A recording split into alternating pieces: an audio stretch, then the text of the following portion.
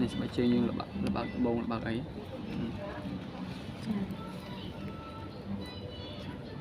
កន្លែងគាត់លក់នេះស្បែកជើងល្បាក់ត្បូងបានច្រើនតែឥឡូវយើងបិទដល់ប៉ាភ្ជាប់វិញនឹងការ2016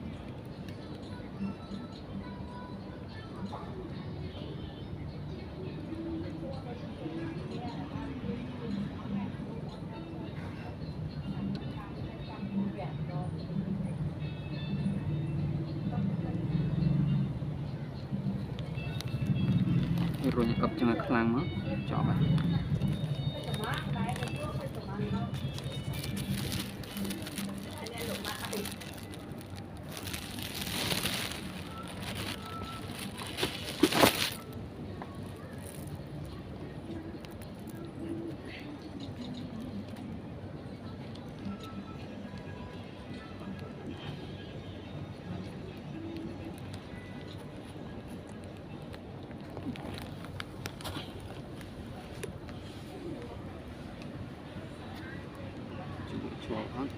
យើងលើកវាមកnữa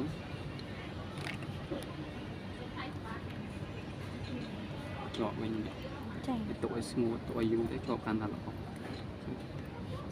ខែនេះជាប់ហ្នឹងពេលមានតម្រូវការប្រើទៅរកទិញតាមតូបចាប់ហួយមានលក់2011រូបយើងទៅចប់ចា៎